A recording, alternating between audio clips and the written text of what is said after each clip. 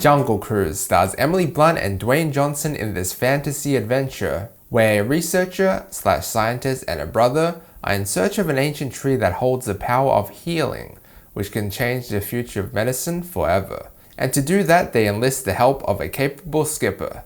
But it's never that easy, and together they have to overcome the terrors of the jungle.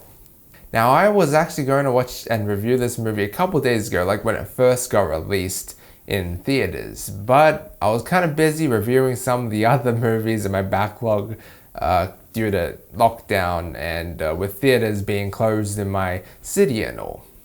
Nevertheless, I wasn't necessarily looking forward to watching this movie that much. I mean, apart from Emily Blunt and Dwayne Johnson, whose chemistry I thought would be fun to watch, I'm not a huge fan of Disney and don't know too much about the Jungle Cruise and if it was inspired by the book or not.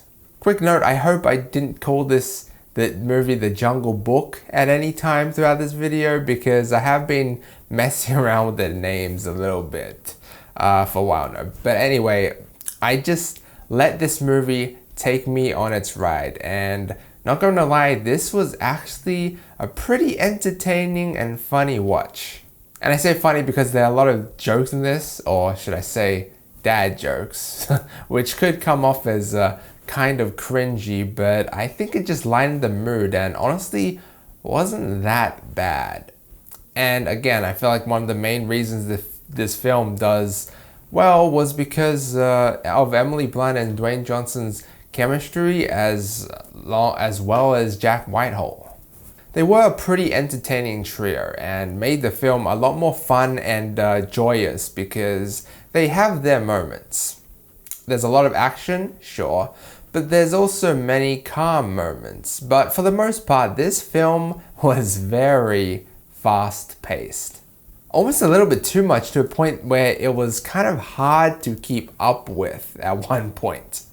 And this film does kind of remind me back to the Pirates of the Caribbean, where it's not only finding this ancient healing tree, but they're on this boat and have to battle some pretty dangerous foes along the way, as well as try to survive in this lush jungle where everything wants to kill them.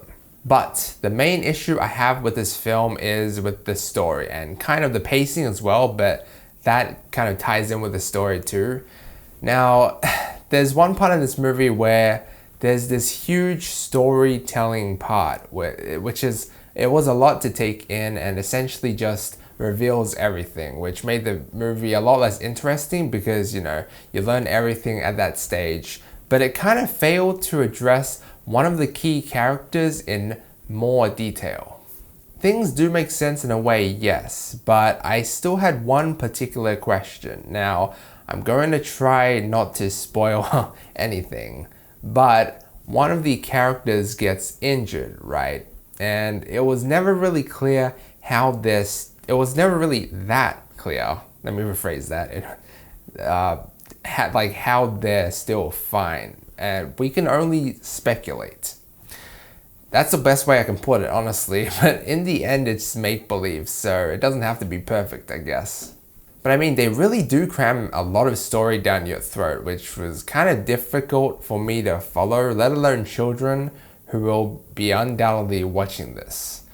So much happens in the movie that towards the end it was hard to remember what their end goal was, or at least the researcher and her brother, and like what they were trying to achieve in the first place.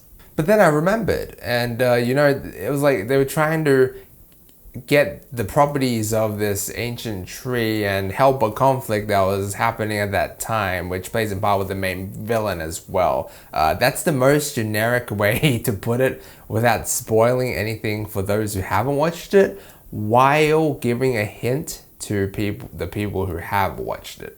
But that part wasn't really mentioned in the end. And yeah, I completely forgot to mention the villains in this movie as well, but I guess the reason for that was because there's no need. I'm pretty neutral about them, like, because they were just a means to a distraction and nothing else, although one of the villains actually had a big part to play in all this, with especially within one of the main characters' story, and I thought that was pretty cool. But I still have very mixed feelings about that, and now this plays into the big storytelling part that I was talking about earlier, but it was just very unexpected and not in a completely good way either.